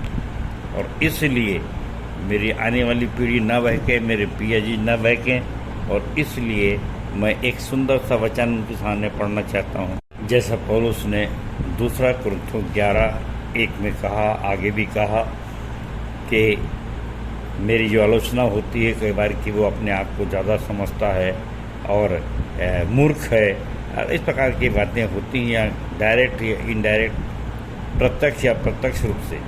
तो ये सब पौलुस के साथ भी को भी कहा जाता था।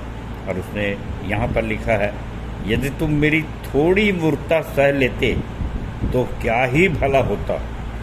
हाँ, मेरी सह भी लेते हो, क्योंकि मैं तुम्हारे विषय में ईश्वरी धुन लगाए रहता हूँ, इसलिए कि मैंने एक ही पुरुष से तुम्हारी बात लगाई है कि तुम्हें पवित्र कुंवारी की नाई मसीह को सौंप दूँ। मेरे प्रियो, क्या आज ये हमारी जिम्मेदारी है कि नहीं है? और ऐसा मैं कर रहा हूँ अथवा नहीं कर रहा हूँ? दुनिया की बातों में आप मत फंसिए, स्वयं में सुनिश्चित करिए, क्योंकि समस्या उस समय पौलुस को भी थी।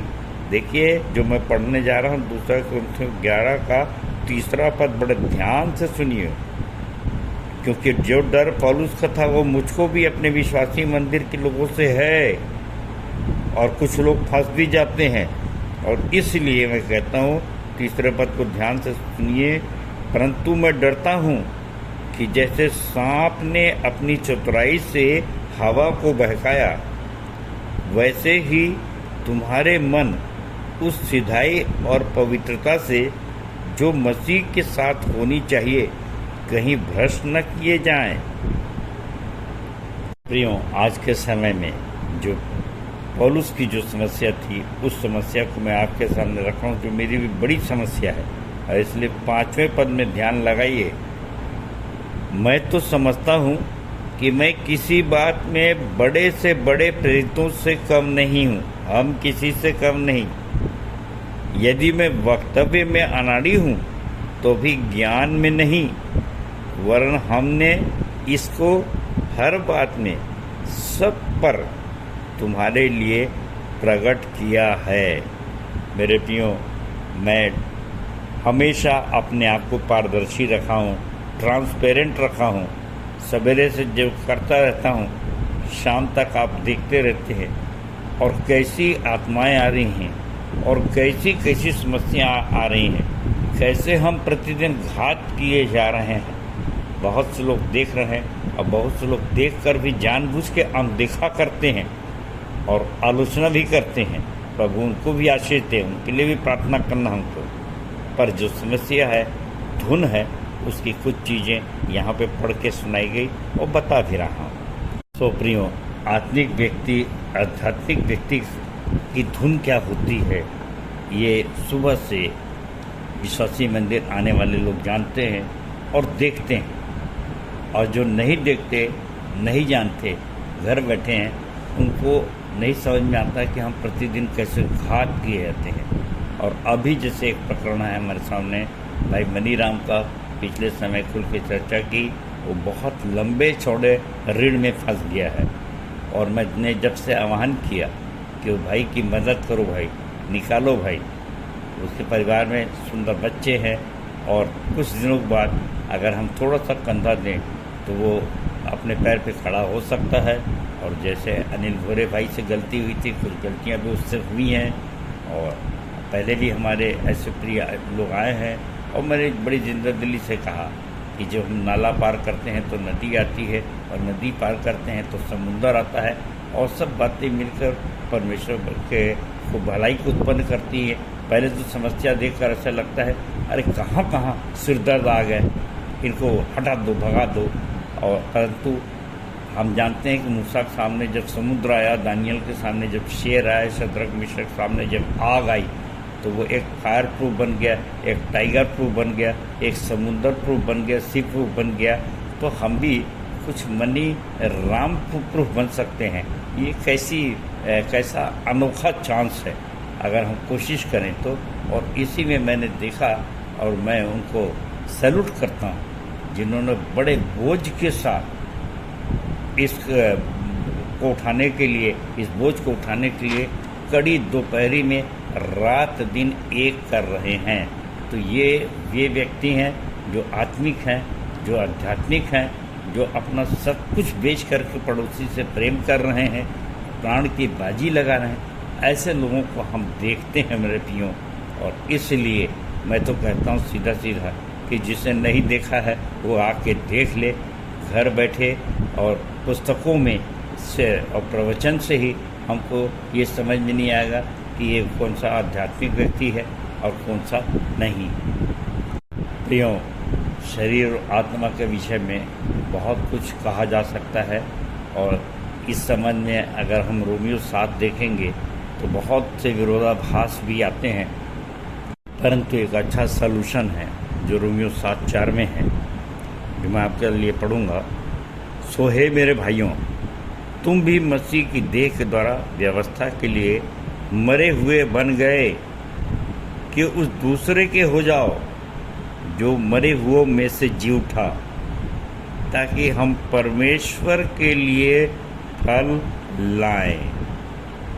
तो प्रियो, एक अद्भुत वचन ये भी है 10वां पद, रोमियो 8:10, और यदि मसीह तुम में है तो देह पाप के कारण मरी हुई है, परंतु आत्मा धर्म के कारण जीवित है। और इसलिए अगर हम जीवित हैं और रेस्क्यू टीम के साथ काम कर रहे हैं, जो गड्ढे में गिर रहे हैं उनको बचा रहे हैं, तो निश्चित रूप से ये 17वां पद हमको बहुत बड़ी संतान वारिस होने की शक्ति प्रदान करता है, और कहता है और यदि संतान हैं तो वारिस भी, वरन परमेश्वर के वारिस और मसीह के संगी वारिस हैं, जबकि हम उसके साथ दुख उठाएं कि उसके साथ महिमा भी पाएंगे। प्रियो, यदि हम यहाँ पर भले और बुरे का ज्ञान प्राप्त कर रहे हैं तो निश्चित रूप से जानिए कि उत्पत्ति 22वां पद कहता है 2 का 22वां कि जो 2 में से एक फल खा गया वो यहोवा परमेश्वर ने कहा हम में से एक के समान हो गया है। सो यहाँ पर ये देखिए, मैं अंत करना चाहूँगा कि रोमियो 8:1 में जैसा लिखा है, सो अब जो मसीह में है वो वंडर है, पर उस पर कोई बवंडर काम नहीं कर सकता, और वो किसी के अंडर में भी नहीं रहता, और इसलिए शैतान उसके सामने सरेंडर कर देता है। सो मेरी शुभकामना है कि हम सब आत्मा में जिएं और खुद बचें और बहुतों को बचाने का कारण हो सके। परमेश्वर अपने वचन के कहे जाने पर आशीष दे। सबको जय मसीह की, जय मसीह की और जय मसीह की। धन्यवाद।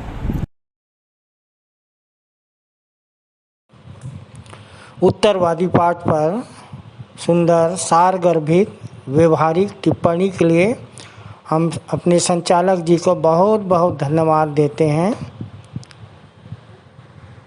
तालियां। हम अपनी आराधना के अंतिम चरण में हैं। एक गीत गाएंगे। स्तुति के गीत से 102 नंबर, मैं यीशु के साथ नूर में चलूँगा। अंतिम प्रार्थना बहन सहायक सह आचार्य श्रीमती पिंकी शुक्ला के द्वारा, और प्रभु की प्रार्थना और अपनी सह संचालिका श्रीमती अर्चना दास जी की आशीष से सभा का समापन करेंगे।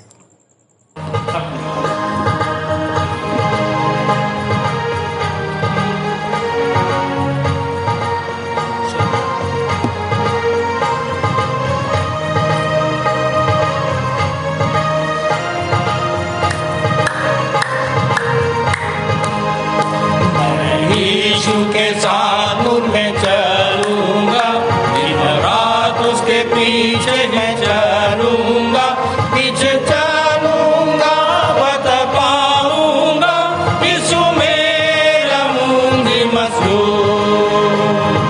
चलते चलते नूर में यीशु के साथ, हालेलुया, चलते चलते थामते यीशु के हाथ, नूर में मैं चलूंगा, पता पाऊंगा, यीशु मेरा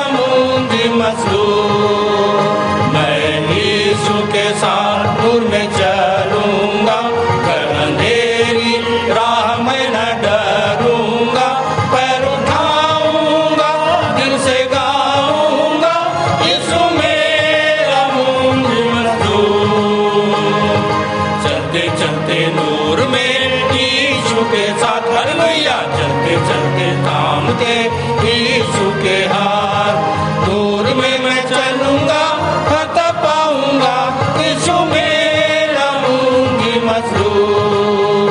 मैं यीशु के साथ नूर में चलूंगा, जब कभी भी आवाज उसकी सुनूंगा, उससे कहूंगा फर्ज सब दूंगा, तू ही मेरा मूंगी मसलूब। चलते चलते नूर में यीशु के साथ, हालेलुया, चलते चलते थाम के यीशु के हाथ। नूर में मैं चलूंगा फतह पाऊंगा, यीशु मेरा मूंगी मसलूब। मैं यीशु के साथ नूर में चलूंगा, ताकि ताकि रोज मदद पाऊंगा। रंज या खुशी हो या नजदीक मौत हो, यीशु मेरा मूंगी मसलूब। चलते चलते नूर में यीशु के साथ, हालेलुया, चलते चलते थामते यीशु के हाथ। नूर में मैं चलूंगा फतह पाऊंगा, यीशु मेरा मूंगी मसलूब। मैं यीशु के साथ नूर में चलूंगा, अपनी आंख उसकी तरफ लगाऊंगा। हाथ में ले सलीब, झंडा है बाजी, यीशु मेरा मूंगी मसलूब। चलते चलते नूर में यीशु के साथ, हालेलुया, चलते चलते थामते यीशु के हाथ। नूर में मैं चलूंगा फतह पाऊंगा, यीशु मेरा मूंगी मसलूब।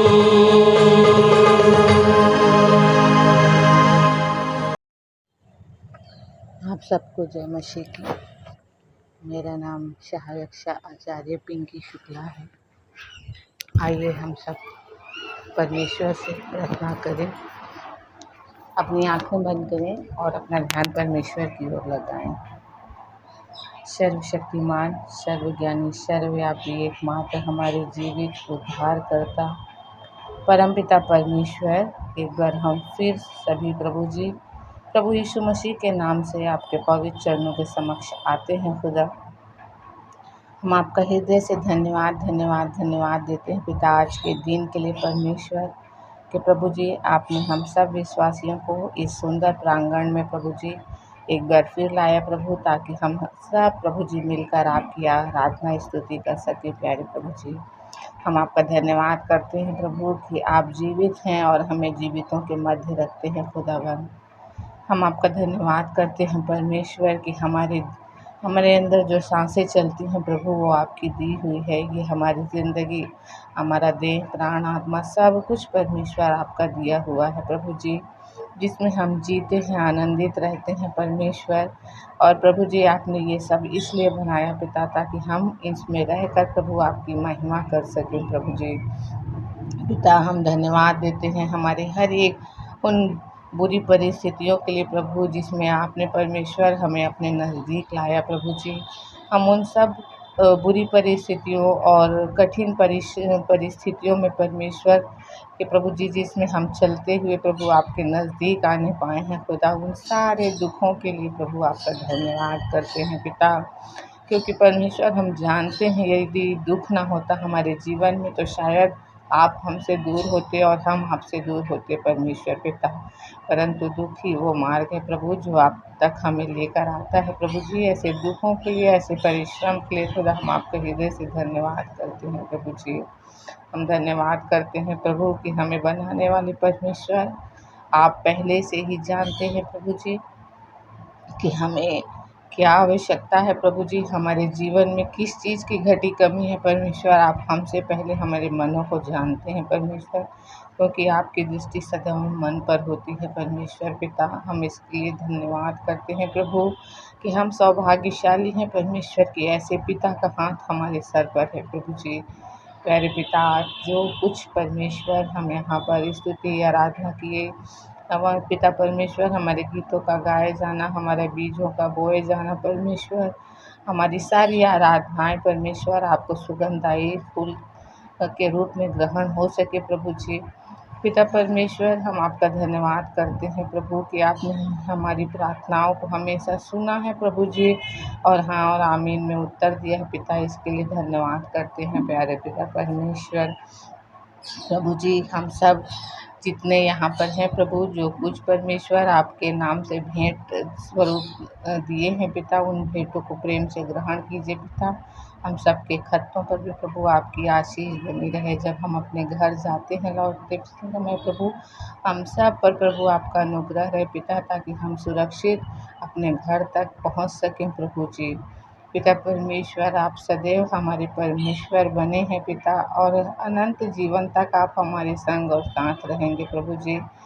ये वादा आपने जो हमसे किया है पिता, हम इस बात पर भरोसा और विश्वास करते हैं परमेश्वर पिता, कि हम ना कभी अकेले हुए हैं और अब ना कभी अकेले होंगे परमेश्वर पिता।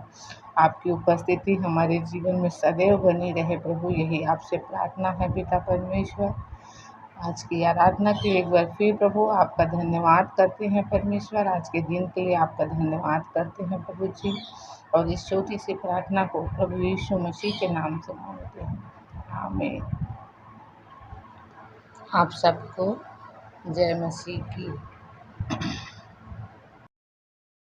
हे हमारे पिता, तू जो स्वर्ग में है, तेरा नाम पवित्र माना जाए, तेरा राज्य आए, तेरी इच्छा जैसे स्वर्ग में पूरी होती है, वैसे ही इस पृथ्वी पर भी पूरी हो।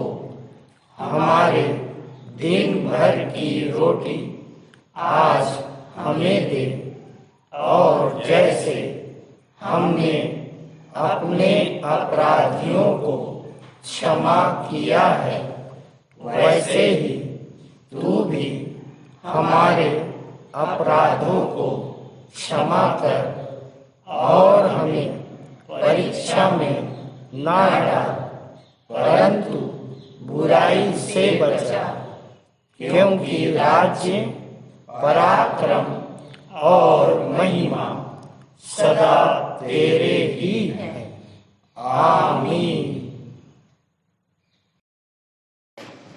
और अब जो तुम्हें ठोकर खाने से बचा सकता है और अपनी महिमा की भरपूरी के समक्ष मगन और निर्दोष करके खड़ा कर सकता है, उस अद्वैत परमेश्वर हमारे उद्धारकर्ता की महिमा और पराक्रम और गौरव और अधिकार, जैसा कि सनातन काल से हमारे प्रभु यीशु मसीह के द्वारा है, अब भी हो और युगान युग होता रहे, आमीन।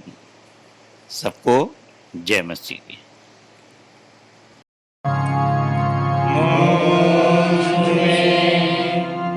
यीशु की शोभा दिखाई,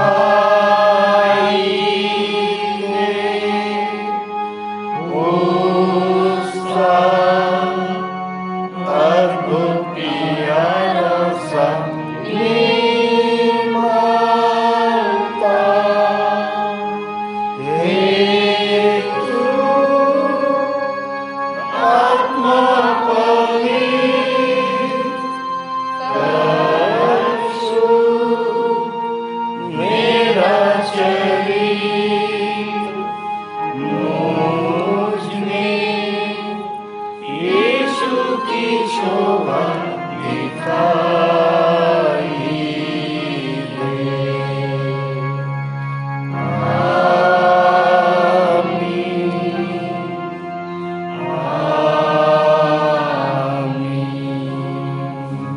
आप सबको जय मसीह की।